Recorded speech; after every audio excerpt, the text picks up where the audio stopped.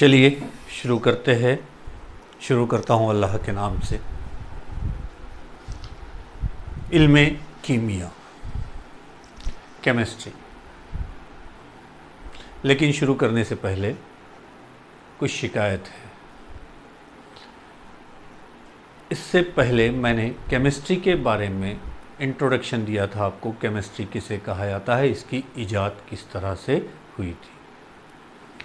लेकिन मेरा ये ऑब्ज़र्वेशन है कि हम जो वीडियो अपलोड करते हैं उसका हमें पता चलता है कि कितने बच्चों ने उसे देखे।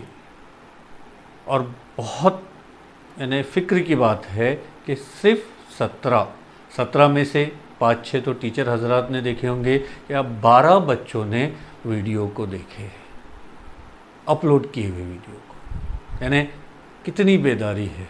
टीचर आप पर मेहनत कर रहा है, वीडियो अपलोड कर रहा है, लेकिन हमें फुर्सत नहीं है वो देखने की। हमने बड़े शौक़ से साइंस लिए क्योंकि वालिदैन को कॉलर टाइट करने के लिए हो जाता है कि मेरा बच्चा साइंस से पढ़ रहा है। अरे भाई, जब साइंस से पढ़ रहा है तो उसे साइंस के हिसाब से मेहनत करनी ज़रूरी है। जब तक मेहनत नहीं करेंगे कुछ भी हासिल नहीं होगा। अभी एक मिसाल देखिए आपने, आफ्ताब नाम का बच्चा जिसने नीट में 720 में से 720 मार्क्स लिए। उसने ऐसे ही नहीं लिए, उसका जो शेड्यूल था, पढ़ाई करने का जो तरीका था, दिन रात एक किया है और उसने 720 में से 720। अभी तक पूरे इंडिया में ऐसी मिसाल नहीं है। नीट में आज तक किसी ने 720 में से 720 मार्क्स नहीं लिए। वो एक मीम ही है जिसने 720 में से 720। वो अकेले की मेहनत नहीं है, इसमें उसके वालिदैन और टीचर हजरात की मेहनत है। तो वालिदैन का भी फ़र्ज़ बनता है कि आपके बच्चे जो है पढ़ाई कर रहे हैं या नहीं कर रहे हैं। जो वीडियो अपलोड कर रहे हैं तो वालिदैन का काम ये है कि उन्होंने बच्चों को बोलना चाहिए कि भाई आप देखिए वीडियो आया है क्या, स्टडी कीजिए, होमवर्क कीजिए, क्योंकि कुछ हासिल करना है तो आपको मेहनत करना ज़रूरी है। अगर आफ्ताब की तरह जब आपको मार्क्स लेने हैं, बिल्कुल ले सकते हैं आप, लेकिन उसके लिए आपको मेहनत करना ज़रूरी है। कौम जो है, हम बोलते हैं कि कौम के साथ तासुब होता है, बिल्कुल गलत बात है। कौम के साथ कोई तासुब नहीं होता। कौम बेदारी में है, कौम नहीं चाहती कि सुधरे, इसलिए आपको स्टडी करनी है। आप स्टडी करोगे तो आपको परसेंटेज हासिल होगे और आप अच्छे कॉलेज में MBBS है, इंजीनियरिंग है, इसमें आप दाखिला ले सकते हैं, बशर्त आपको मेहनत करना ज़रूरी है। अब हालात ऐसे हैं, कोविड-19 के चलते कॉलेजेस में आपके लेक्चर्स नहीं हो रहे हैं, लेकिन गवर्नमेंट ने ऑनलाइन टीचिंग का फरमान जाहिर किया हुआ है। यानी आपको ऑनलाइन पढ़ाना है। ऑनलाइन पढ़ाना है बोले तो वीडियोस अपलोड करने हैं, व्हाट्सएप पर आपको बताना है और आपके जो भी डिफ़िकल्टीज़ है वो सॉल्व करना है। तो गौर कीजिए, मैं जो बात बोल रहा हूँ कि क्या हम परसेंटेज हासिल नहीं कर सकते? बिल्कुल कर सकते हैं। तो स्टडी करना आपको बहुत ज़रूरी है, मेहनत करना बहुत ज़रूरी है। और मेहनत ऐसी नहीं कि एग्ज़ाम है और आप 10 दिन पहले हम मेहनत करेंगे, बिल्कुल नहीं, कुछ हासिल नहीं होने वाला। आप अगर रेगुलर स्टडी करेंगे तो आपको बिल्कुल वो मकाम तक आप पहुँचोगे। इसलिए स्टडी कीजिए और अपना नंबर नेक्स्ट रहेगा मीडिया में, ये बात जहन में रखिए और इस तरह से तैयारी कीजिए। आज वो आफ्ताब का आया है, कल हमारा आएगा। अगर ये जज्बा अगर आपने रखे तो आप कामयाब होंगे। चलिए शुरू करते हैं। Basic principles of organic chemistry, इल्मे कीमिया, यानी नामियाती कीमिया के बुनियादी उसूल। अब नामियाती कीमिया आपको ज़रा नया अल्फाज आ रहा है। आपने 10वीं जमात में साइंस पढ़े हैं। साइंस में इल्मे कीमिया है, इल्मे तबैयात है, इल्मे हयातियात है। सिर्फ इतना ही था। लेकिन अब यहाँ पर जबकि आप 10वीं पास हो चुके हैं, 11th क्लास में आए हैं, तो आपको उससे आगे का स्टडी करनी है। तो इल्म कीमिया जो है, केमिस्ट्री 3 हिस्सों में बांटी गई है। एक नामियाती कीमिया यानी ऑर्गेनिक केमिस्ट्री, दूसरा गैर नामियाती कीमिया यानी इनऑर्गेनिक केमिस्ट्री, और तीसरा तबई कीमिया यानी फिजिकल केमिस्ट्री। नामियाती कीमिया में आपको कीमियाई तामुलात, प्रिपरेशन, मैकेनिज़्म, अमल किस तरह से होता है, उसके बाद उसकी तैयारी किस तरह से की जाती है, जैसा मीथेन अगर ले रहे हैं तो मीथेन को किस तरह से तैयार करते हैं, उसके बाद इथिल अल्कोहल अगर आप ले रहे हैं तो इथिल अल्कोहल किस तरह से तैयार होता है, या लोहा अगर ले रहे हैं आप, लोहे को अगर आपने बाहर खुला रख दिए तो उस पर जंग आ जाता है, तो जंग क्यों आता है, इसके बारे में स्टडी बोले तो यहाँ पर नामियाती कीमिया। गैर नामियाती कीमिया बोले तो आपको पीरियोडिक टेबल के बारे में स्टडी करनी है, उसके एलिमेंट्स के बारे में स्टडी करनी है। और तबई कीमिया बोले तो तबई खुसूसियात, मेल्टिंग पॉइंट है, नुक्ते पिघाल है, नुक्ते उबाल है, ये तमाम बातें आपको उसमें, उसका रंग कैसा है, उसकी जसामत क्या है, कसाफत क्या है, इस तरह से आपको तबई कीमिया में स्टडी करनी है। तो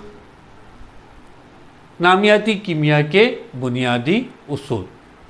जब हम नामियाती कीमिया पढ़ रहे हैं तो कार्बन हमारे लिए बहुत ज़्यादा इम्पॉर्टेंट कंपाउंड है। ये जो नामियाती कीमिया है ये कार्बन के इर्द गिर्द घूमती है। अब सब में पहले कार्बन चौथे ग्रुप का अनासिर है।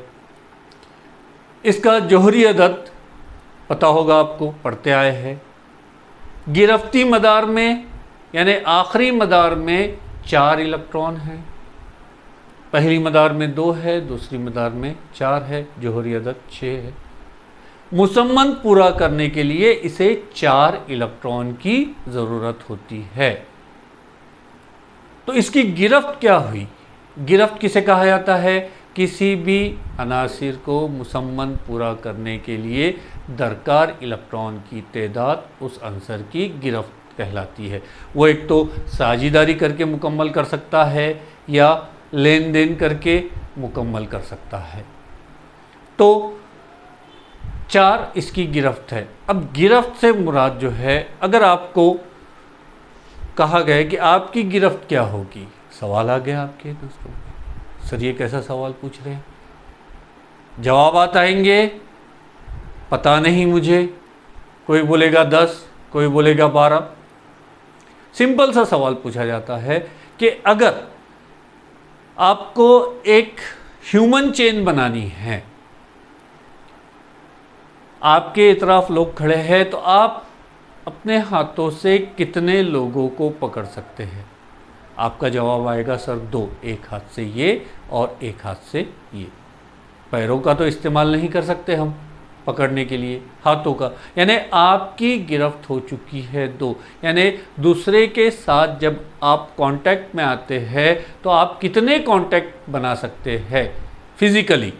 तो ये 2 कांटेक्ट बना सकते हैं, यानी आपकी गिरफ्त कितनी है? 2 है। इसी तरह कार्बन जब किसी के कांटेक्ट में आता है तो 4 आंसर से वो जुड़ सकता है। जैसे CH4 ले रहे, यानी 4 हाइड्रोजन जुड़े हैं, तो कार्बन की गिरफ्त है 4।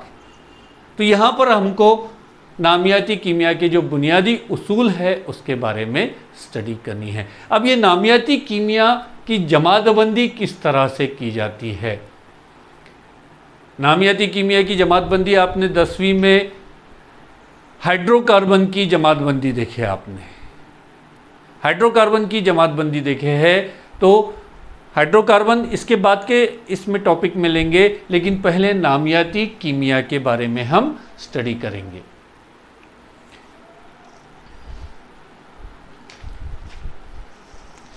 अब यहाँ नामियाती कीमिया,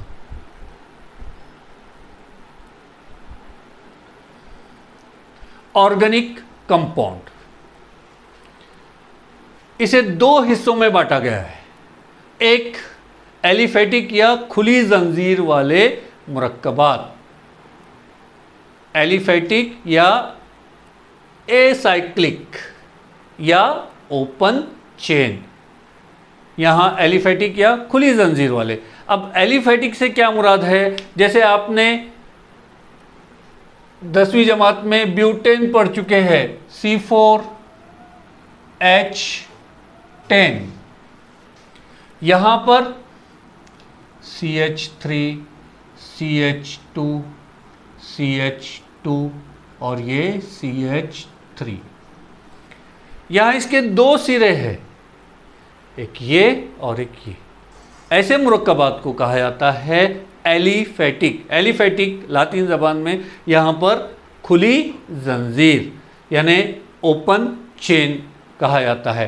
तो खुली जंजीर वाले मुरक्कबात, और दूसरा जो है साइक्लिक या रिंग कंपाउंड क्लोज चेन कहा जाता है, हल्कादार या बंद जंजीर वाले मुरक्कबात। अब यहाँ पर ब्यूटेन को कैसा लिख सकते हैं आप? CH2, CH2, CH2, CH2। यहाँ लिखे आपने ब्यूटेन। दोनों का सालमी ज़ाब्ता अलग है। यहाँ C4H10 है, यहाँ पर C4H8 है।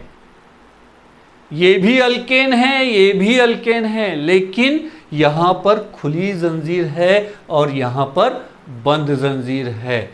तो ऐसे मुरक्कबात को हल्कादार या बंद जंजीर वाले मुरक्कबात कहते हैं। इस तरह से ऑर्गेनिक कंपाउंड यानी नामियाती मुरक्कबात की दो हिस्सों में जमात बंदी होती है। अब साइक्लिक यहाँ पर जो है एलिफेटिक, हम इसके बाद में लेंगे। उसमें हाइड्रोकार्बन्स है। हाइड्रोकार्बन्स में सैचुरेटेड यानी सैरशुदा, गैर सैरशुदा है।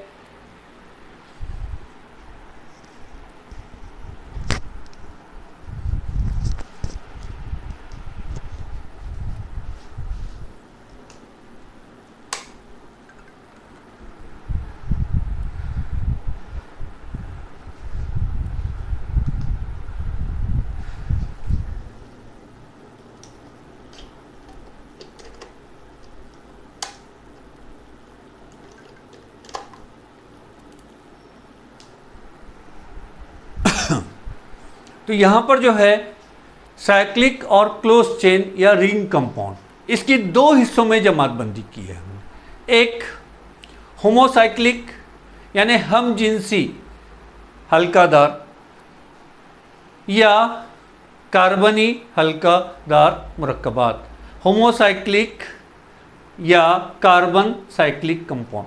होमो यानी हम जिनसी बोले तो एक ही तरह के, यानी यहाँ पर जो है सिर्फ कार्बन और हाइड्रोजन के अलावा दूसरा कोई भी, जैसे ऑक्सीजन हो गया, सल्फर हो गया, नाइट्रोजन हो गया, ये मुरक्कबात नहीं रहेंगे। तो इन्हें कहा जाता है होमोसाइक्लिक, हम जिनसी। मखलूत यानी अलग, मखलूत हल्कादार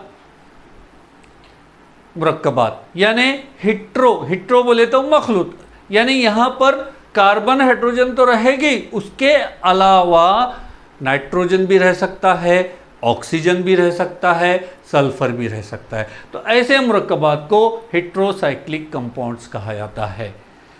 यहाँ पर होमोसाइक्लिक की फिर से जमातबंदी की जाती है एलिसाइक्लिक। एलिसाइक्लिक बोले तो ये इस तरह से, यानी वहाँ बंद जंजीर रहेगी और यहाँ पर एरोमेटिक कंपाउंड, एरोमा यानी खुशबू यानी ख़ास किस्म के मुअत्तर, तो यहाँ पर मुरक्कब यानी एरोमेटिक कंपाउंड दो हिस्सों में जमातबंदी की जाती है। तो इस तरह से नामियाती मुरक्कबात की हमने जमातबंदी देखे। एक एलिफेटिक या साइक्लिक, दूसरा साइक्लिक एलिफेटिक और असाइक्लिक यानी खुली जंजीर वाले, साइक्लिक या क्लोज चेन। अब इसमें क्लोज चेन में हेट्रोसाइक्लिक कंपाउंड है, हेट्रोसाइक्लिक यानी हेट्रो एलिसाइक्लिक कंपाउंड और हेट्रो एरोमेटिक कंपाउंड, यानी यहाँ पर जो है क्लोज चेन तो रहेंगे लेकिन उसमें एरोमेटिक खुसूसियात नहीं रहेगी। ये एरोमेटिक खुसूसियात यानी एरोमा वाले ख़ास किस्म, जैसे बेंजीन रिंग आप बोलते हैं तो बेंजोनाइड भी कहा जाता है, ये नॉन बेंजोनाइड और ये बेंजोनाइड यहाँ पर ये नॉन बेंजोनाइड आएंगे और ये बेंजोनाइड आएंगे, यानी यहाँ पर बेंजीन रिंग से रिलेटेड रहेगा। तो इस तरह से नामियाती मुरक्कबात की हम जमातबंदी करते हैं। नेक्स्ट वन जो है अगले सेशन में हम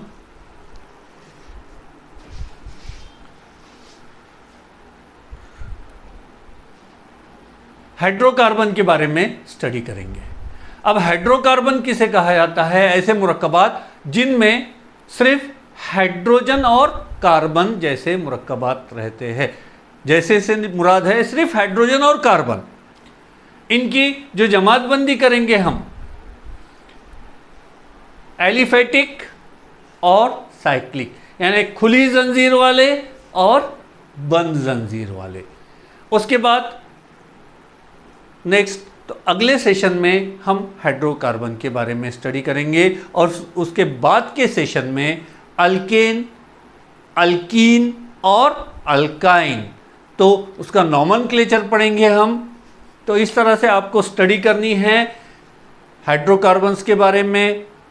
अभी ये जो कंपाउंड बताया हूँ मैंने कि बेसिक प्रिंसिपल्स ऑफ नामियाती मुरक्कबात, तो इसके बारे में आपको ये चार्ट आपको आपके कॉपी पर उतारना है, लिखना है और व्हाट्सएप पर सेंड करना है।